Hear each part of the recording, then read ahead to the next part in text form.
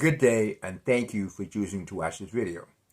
So yesterday, as I often do, I read as many articles as possible about the sport of Formula One that I love so much. So yesterday, I read an article that says Mercedes can now clearly see a way to scoring pole positions and winning races. That article came from a guy by the name of Andrew Shovlin. Andrew Shovlin made that statement I meant to say. Andrew Shovlin is the current Mercedes trackside engineer. Now, I decided it's important sometimes to look back in history in order to understand where you are and where you may be going. While looking into that history, I found the following.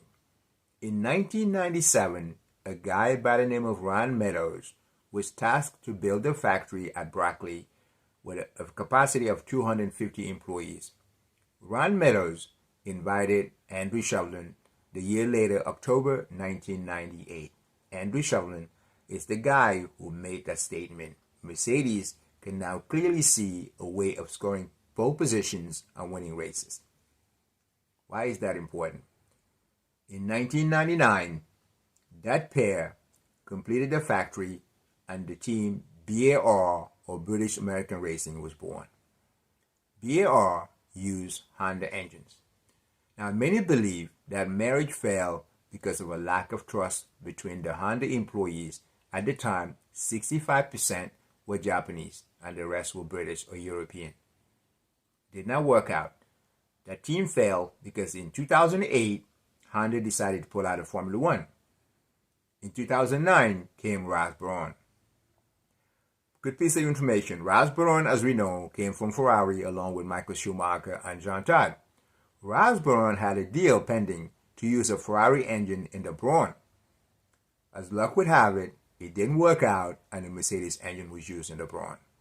And obviously, that was the right decision because many would note that Jenson Button's first test of that Brawn car was 2 seconds a lot faster than any other car.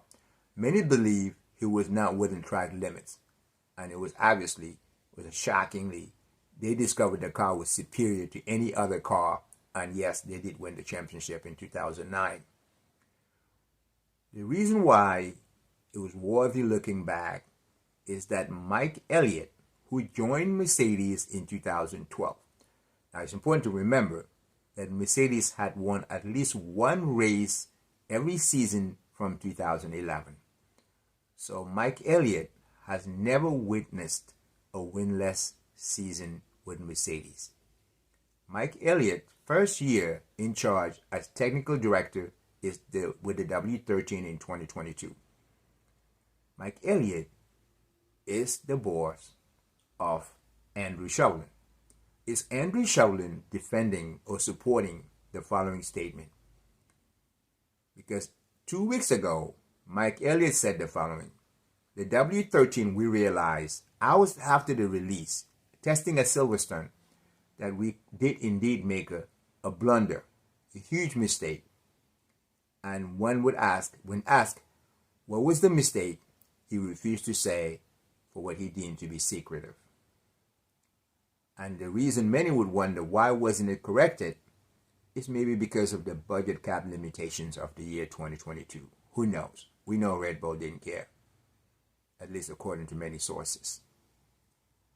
So before one gets excited, I thought it was worthy to see why Andrew Shovlin has an interest in making such a statement, because he is indeed supporting Mike Elliott.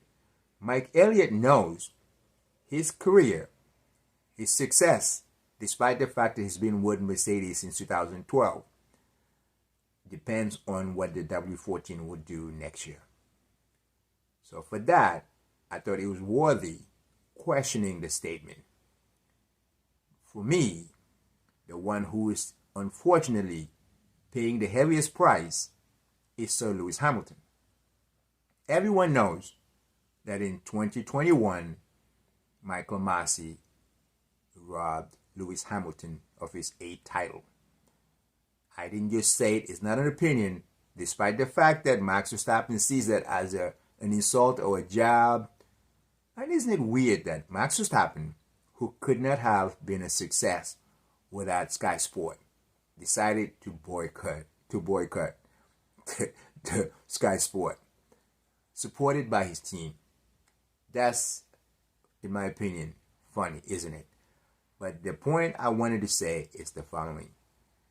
Is Andrew Shovlin, in support of his manager, Mike Elliott, with the know-how that if the W14 is not a success, then obviously Mike Elliott's career will not last at Mercedes.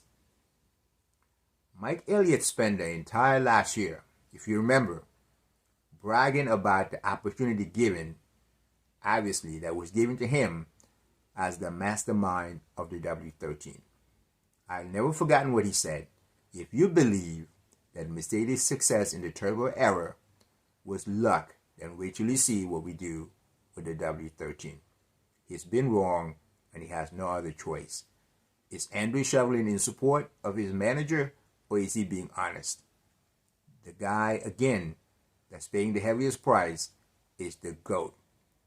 If anyone, I always say this, if you ever question Lewis Hamilton's talent, just look back to him at the age of 5 years old.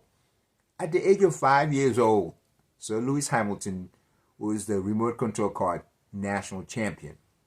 He needed to stand on carts to beat people that were 27 years old. The youngest guy to ever been signed to a Formula One contract. If you don't believe Hamilton is GOAT, you're not a fan of the sport, and most likely you are blinded by Max Verstappen. I hope that Andrew Shovlin is correct, because Sir Lewis Hamilton deserved the right car to once again prove that numbers have no opinion, and he's indeed the greatest that ever done it. Meanwhile, I do hope that Lewis Hamilton wins the next F1 Grand Prix at Brazil. Wouldn't it be a deja vu should he dominate and wins it? What a day it would be, and what a justice would have been served. Thank you always for watching.